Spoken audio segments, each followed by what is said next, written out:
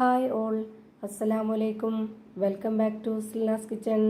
ഇന്നത്തെ recipe carrot വെച്ച് നല്ലൊരു വെറൈറ്റി ടേസ്റ്റി ആയിട്ടുള്ള ഒരു അടിപൊളി പലഹാരത്തിൻ്റെ റെസിപ്പിയാണ്. സ്കൂൾ വിട്ടു വരുന്ന കുട്ടികൾക്കും നമ്മുടെ വീട്ടിൽ വരുന്ന ഗസ്റ്റുകൾക്കൊക്കെ പെട്ടെന്ന് തയ്യാറാക്കി കൊടുക്കാൻ പറ്റുന്ന നല്ല ഈസി ആയിട്ടുള്ള ഒരു അടിപൊളി പലഹാരമാണ്.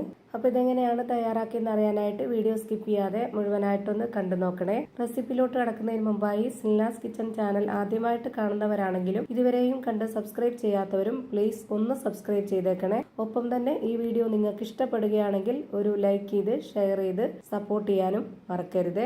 ഇനി നമുക്ക് റെസിപ്പിയിലോട്ട് കടക്കാം. അപ്പോൾ ആദ്യം തന്നെ ഇതിനായിട്ട് ഒരു ക്യാരറ്റ് എടുത്തിട്ട് അതിൻ്റെ 1/4 ഭാഗത്തോളം ഞാനിവിടെ ഗ്രേറ്റ് ചെയ്തെടുത്തിട്ടുണ്ട്. ഇനി ഇതൊന്ന് തയ്യാറാക്കി എടുക്കാനായിട്ട് ഒരു പാൻ സ്റ്റൗവിലേക്ക് വെച്ച് ഫ്ലെയിം ഓണാക്കി കൊടുത്തിട്ടുണ്ട്. ഇതിലേക്ക് ഇനി കുറച്ച് നെയ്യ് ഒഴിച്ചു കൊടുക്കാം. ഇനി ഇത് ചൂടായി വരുന്ന സമയത്ത് ഇതിലേക്ക് ഗ്രേറ്റ് ചെയ്തെടുത്തിട്ടുള്ള ആ ഒരു ക്യാരറ്റ് ഇട്ട് കൊടുക്കാം. ഞാനിപ്പോൾ ഇത് ലോ ഫ്ലെയിമിലാണ് വെച്ച് കൊടുത്തിട്ടുള്ളത്. ഇനി ഇതിലേക്ക് ചിരകിയ തേങ്ങ ചേർത്ത് കൊടുക്കണം. എന്നിട്ട് ഇത് രണ്ടും കൂടെ നന്നായിട്ടൊന്ന് വഴറ്റിയെടുക്കണം. ലോ ഫ്ലെയിമിൽ ഇട്ട് കൊടുത്ത് ഇത് നന്നായിട്ടൊന്ന് ഇളക്കി കൊടുക്കുന്നുണ്ട്. ഇനി ഇത് അടച്ചു വെച്ചിട്ട് ചെറുതായിട്ടൊന്ന് വേവിച്ചെടുക്കുന്നുണ്ട്. നല്ലപോലെ കുഴഞ്ഞു കിട്ടേണ്ട ആവശ്യമില്ല, ചെറുതായിട്ടൊന്ന് കടിക്കാൻ കിട്ടണം.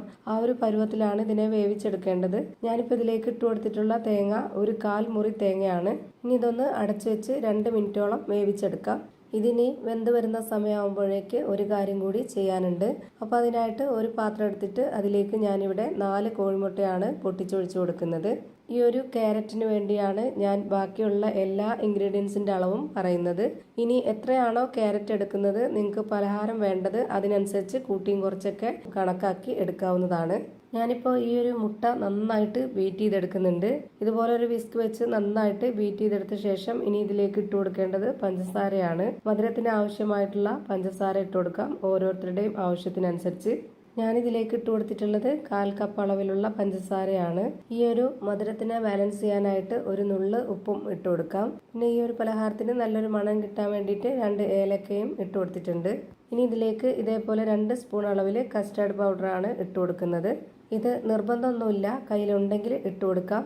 ഈ ഒരു പൗഡറും കൂടെ ഉണ്ടെങ്കിൽ കുറച്ചുകൂടെ നല്ലൊരു മണവും നല്ല ടേസ്റ്റൊക്കെ ആയിരിക്കും. ഇനി ഇത് നന്നായിട്ട് ഒന്നുകൂടെ ബീറ്റ് ചെയ്തെടുക്കുന്നുണ്ട്. ആ ഒരു പഞ്ചസാരയൊക്കെ നന്നായിട്ടൊന്ന് അലിഞ്ഞു വരാൻ വേണ്ടിയിട്ടാണ്. ഇതുപോലെ നന്നായിട്ട് ബീറ്റ് ചെയ്തതിന് ശേഷം ഇതിവിടെ മാറ്റി വെച്ചേക്കാം.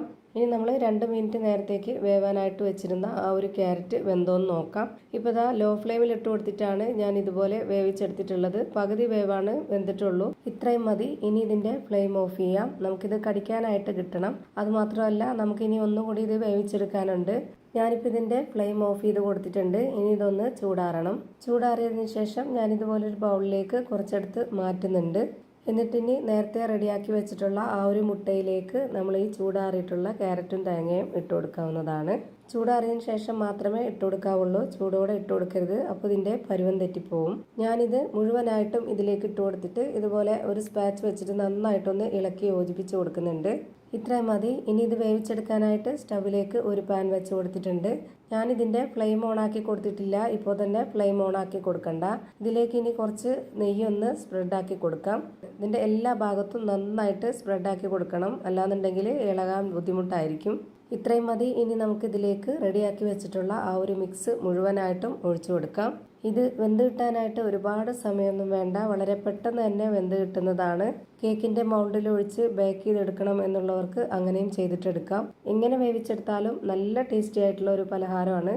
ഇനി ഇതിന് മുകളിലേക്കായിട്ട് നേരത്തെ മാറ്റി വെച്ചിട്ടുള്ള ആ ഒരു ക്യാരറ്റിൻ്റെയും തേങ്ങയുടെയും മിക്സ് ഇട്ട് കൊടുക്കുന്നുണ്ട്. ഇത് നിർബന്ധമൊന്നുമില്ല, ഇത് നല്ല ഷേപ്പായിട്ടിരിക്കാനാണ്. ഈ ഒരു ക്യാരറ്റിൻ്റെയും തേങ്ങയുടെയും ആ ഒരു വെയിറ്റ് കൊണ്ട് നമ്മളിത് നല്ലപോലെ പൊങ്ങാതെ നല്ല കറക്റ്റ് ഷേപ്പിൽ കിട്ടും. അതിനു വേണ്ടിയാണ് ഇത് ഇട്ട് കൊടുത്തിട്ടുള്ളത്. മുട്ട മാത്രമായതുകൊണ്ട് പതഞ്ഞ് പൊങ്ങി വരുമ്പോൾ അതിൻ്റെ ഷേപ്പ് ആകൃതിയൊക്കെ വ്യത്യാസം വരും. അപ്പോൾ കാണാൻ വീഡിയോയ്ക്ക് ഒരു ഭംഗി ഉണ്ടാവില്ല, അതുകൊണ്ടാണ് ഇത് മുകളിലേക്ക് ഇട്ട് കൊടുത്തിട്ടുള്ളത്.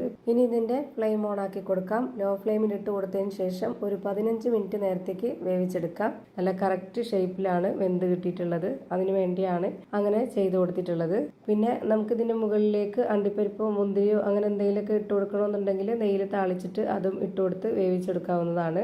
അപ്പോൾ എങ്ങനെ ചെയ്തെടുത്താലും നല്ല ടേസ്റ്റി ആയിട്ടുള്ള ഒരു അടിപൊളി പലഹാരമാണ്.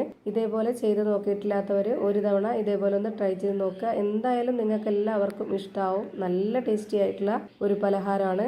ഇനി ഓരോരുത്തർക്കും ഇഷ്ടമുള്ള ഷേപ്പിൽ കട്ട് ചെയ്തെടുത്ത് കഴിക്കാവുന്നതാണ്. അപ്പോൾ ഇത്രയേ ഉള്ളൂ ഇന്നത്തെ വീഡിയോ ഇഷ്ടമായാൽ ലൈക്ക് ചെയ്യാനും കമൻറ്റ് ചെയ്യാനും ഷെയർ ചെയ്യാനും മറക്കരുത്. പുതിയൊരു വീഡിയോയുമായി വീണ്ടും വരും. Thank you for watching.